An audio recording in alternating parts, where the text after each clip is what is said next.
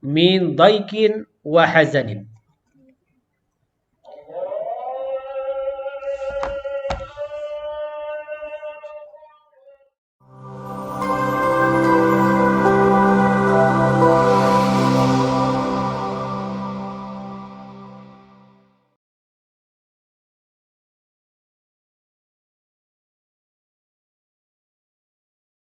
Bismillahirrahmanirrahim. Assalamualaikum warahmatullahi wabarakatuh.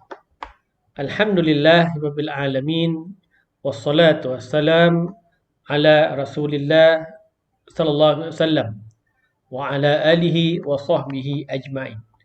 Rabbi shrah li sadri wa yassir li amri wahlul 'uqdatan min lisani yafqahu qawli. Amma ba'du. Kaifa halukum jami'an? Alhamdulillah. Atamanna lakum bisiha wal afiyah. Insyaallah fi hadzal yaum sanadrusu al-madah ulum al-Quran. Pelajar-pelajar yang dikasihi, dan insyaallah kali ini kita akan menyambung semula tajuk di dalam ulum al-Quran, iaitu tajuk yang kelima. Tajuk yang akan kita belajar pada kali ini adalah Nuzul Al-Quran Munajjaman. Penurunan Al-Quran secara beransur-ansur. Seperti mana yang kita tahu bahawa Al-Quran itu diturunkan kepada Nabi Muhammad sallallahu alaihi wasallam secara beransur-ansur. Jadi pelajar boleh melihat dan membuka buku teks pada muka surat yang ke-9. Nuzul Al-Quran Munajjaman atau Mufarraqan. Penurunan Al-Quran secara beransur-ansur. Yang pertama, kaifiat. Cara penurunan Al-Quran. Nuzilal Al-Quran kulluhu bil wahyi al-jali biwasitah Jibril ala qalbi Nabi sallallahu alaihi wasallam. Kaifiat cara penurunan Al-Quran iaitu diturunkan melalui perantaraan malaikat Jibril alaihissalam kepada Nabi Muhammad sallallahu alaihi wasallam.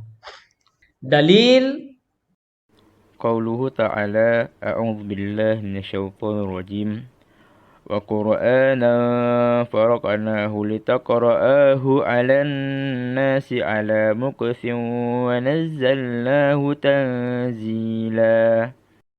Yang bermaksud, dan Al-Quran itu kami turunkan dengan beransur-ansur, dibahagi-bahagikan, supaya engkau wahai Nabi Muhammad sallallahu alaihi wasallam dapat membacakannya kepada manusia dengan tenang, dan kami menurunkannya secara beransur-ansur.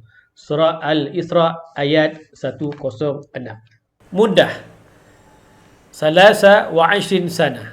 Tempoh Al-Quran diturunkan kepada Nabi Muhammad sallallahu alaihi wasallam adalah selama 23 tahun, iaitu 13 tahun di Mekah dan 10 tahun di Madinah. Hikmah Nuzul Al-Quran Munajjaman. Hikmah Al-Quran itu diturunkan secara beransur-ansur. Apa hikmah dia? Ada 4 hikmah diturunkan Al-Quran itu secara beransur-ansur. Yang pertama, tasbit qalbi Rasul sallallahu alaihi wasallam wa tasliyatahu wa raf'ul kharaj anhu wa izalatu ma ya'tara sadrahu min daikin wa khuznin. Hikmah yang pertama dalam penurunan Al-Quran secara beransur-ansur, menetapkan hati Rasulullah sallallahu alaihi wasallam dengan menghiburkan dan mengangkat kesukaran yang ada pada Nabi Muhammad sallallahu alaihi wasallam, dan juga mengangkat, membuang apa yang mengganggu hatinya daripada kesempitan dan kesedihan.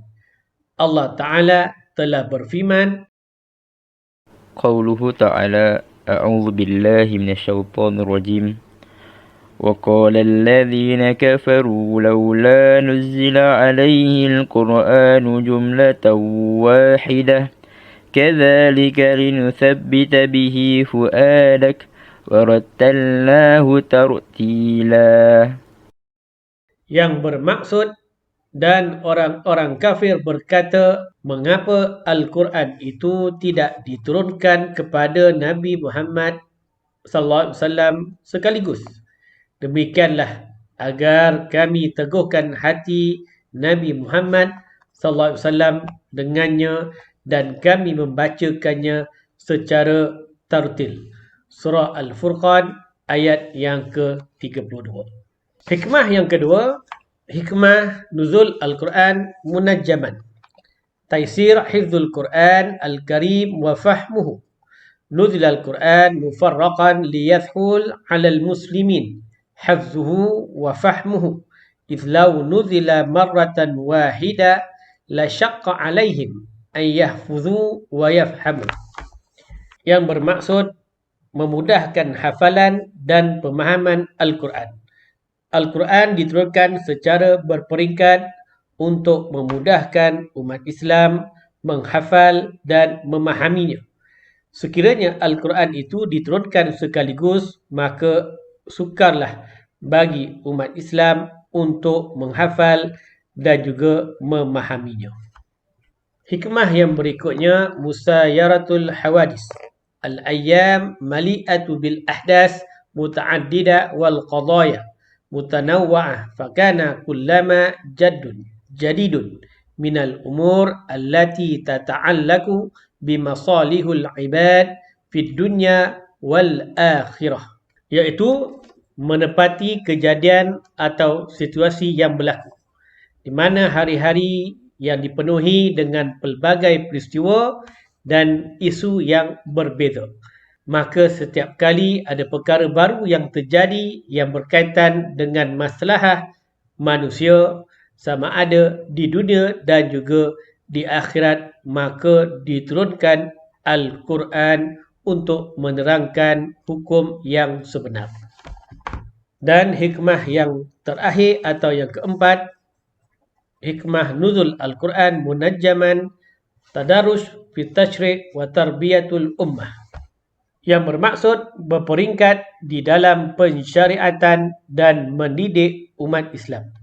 Antara tujuan terpenting diturunkan Al-Quran secara berperingkat adalah untuk mendidik umat Islam menjauhi keburukan dan kemaksiatan secara berperingkat dan juga mengajar umat Islam menghiasi diri mereka dengan kebaikan. Dilalah alal i'jaz, bukti kemukjizatan Al-Quran.